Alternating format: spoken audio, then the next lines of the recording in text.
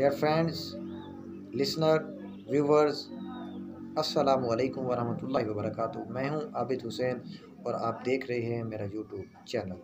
दोस्तों, आज के इस सेशन में हम बात करने जा रहे हैं हिफाजती टीकों या वैक्सीन के हवाले से।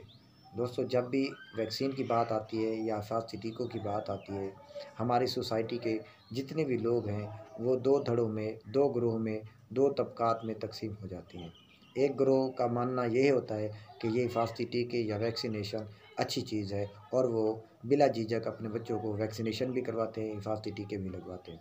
जबकि दूसरा जो ग्रोह होता है वो दोस्तों इन वैक्सीन को या इन हिफाजती टीकों को अच्छा नहीं समझते, बल्कि 100 तरह की बातें भी करते हैं और ना ही वो अपने बच्चों को वैक्सीनेशन करवाते हैं और ना ही अपने बच्चों को हिफाजती टीके लगवाते हैं, जिसका इन फ्यूचर रिज़ल्ट यही निकलता है कि बच्चा किसी न किसी मूजी मर्ज़ में मुब्तला होकर अपनी जान की बाजी हार जाता है।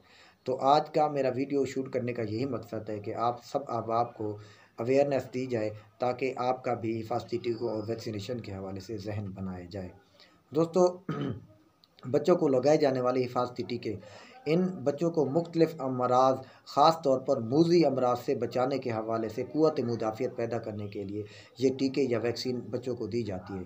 बसूरत दीगर बच्चा किसी न किसी मर्ज़ में मुब्तला होने के बाद जो है ना माजूरी या ज़िंदगी का ख़ात्मा भी कर बैठता है। लिहाजा हम सब अफराद को चाहिए, हम लोगों को चाहिए कि अपने बच्चों की हिफाजत जो है ना, हम मिसाल के तौर पर सर्दियाँ आती है तो बच्चों को सर्दियों के कपड़े भी लेकर देते हैं, गर्मी आते हैं तो गर्मियों के कपड़े भी लेकर देते हैं, उनको हर तरह के मौसमी असरात से भी बचाते हैं। तो प्यारे दोस्तों, इसी तरह बीमारी को भी अल्लाह ताला ने पैदा किया है, बीमारी वाले जरासीम को भी अल्लाह ताला ने पैदा किया है। वो भी मखलूक खुदा हैं, तो लेकिन वो ऐसी मखलूक है जो नज़र नहीं आती, वो चोरी छुप के अचानक हमारे जिस्म के अंदर दाखिल हो जाते हैं और हमारे जिस्म के अंदर बीमारी जो है ना वो फैलाते हैं। और बीमारी का जब हमला तेज़ हो जाता है, शदीद हो जाता है, तो इससे हमारे बच्चों की जान जाने का भी अंदेशा होता है।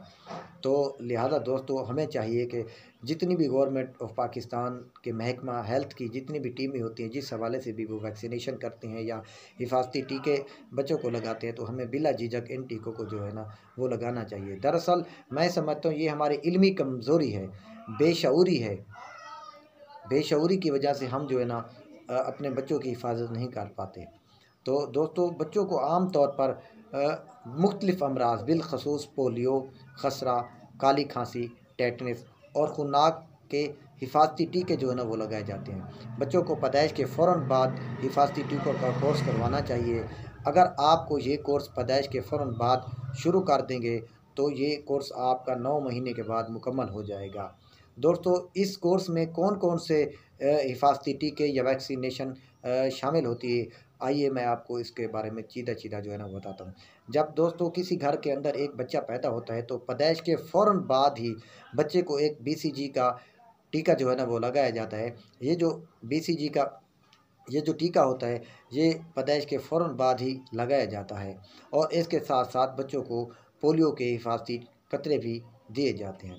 दोस्तों, इसके साथ साथ मैं आपको ये भी बताना चाहता हूँ कि BCG का ये जो टीका होता है ये ख़ास तौर पर TB के मर्ज़ के जरासीमों को कंट्रोल करने के हवाले से, उनको अगर खुदा ना खासा किसी बच्चे के जिस्म के अंदर TB वाले मर्ज़ जो है ना जरासीम मौजूद हैं तो वो इन जरासीम को जाकर मारता है।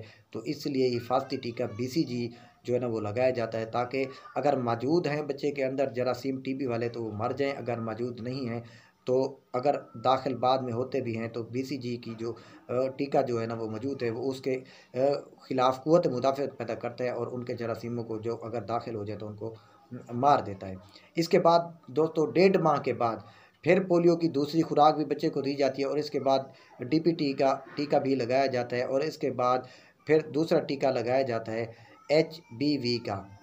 इसके बाद दोस्तों तीसरी जो खुराक होती है बच्चों को जो है ना 2.5 माह के बाद जो है ना पोलियो की फिर कतरे भी पिलाए जाते हैं, DPT का टीका भी लगाया जाता है और HBV का भी दूसरा टीका भी लगाया जाता है। इसके बाद दोस्तों 3.5 माह की उम्र में जब बच्चा पहुंच जाता है तो फिर भी इसको पोलियो के कतरे भी पिलाए जाते हैं, DPT का टीका भी लगाया जाता है और HBV का इंजेक्शन भी दिया जाता है। इसके बाद दोस्तों आखिरी टीका जो है ना वो 9 माह की उम्र में खसरे का जो है ना वो लगाया जाता है और इसके बाद बच्चों का 9 माह की उम्र के बाद जो है ना बच्चों का जो है ना हिफाजती टीकों का कोर्स मुकम्मल हो जाता है।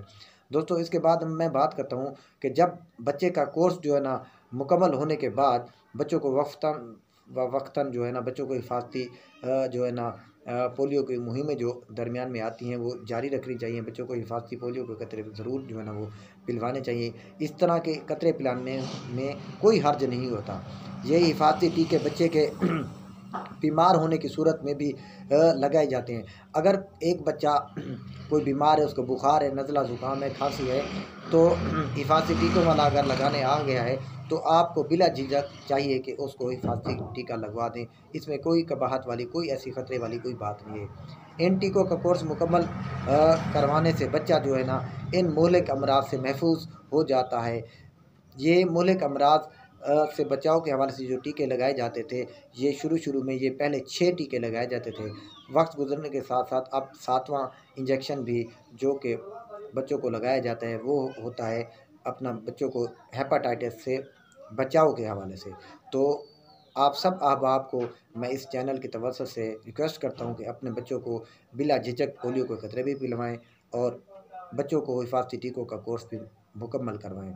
दोस्तों इसी दुआ के साथ कि आप सब अहबाब खैर वाफियत से होंगे, मैं आज का ये सेशन कंप्लीट करता हूँ और रिक्वेस्ट करूँगा कि अगर आपको ये वीडियो अच्छी लगी है तो इसको शेयर करना मत भूलें।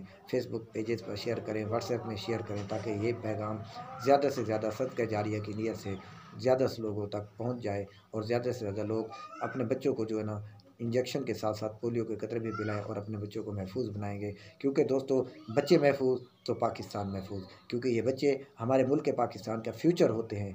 ये फ्यूचर को महफूज बनाने में आप भी मेरा साथ दें। वस्सलाम, पाकिस्तान जिंदाबाद।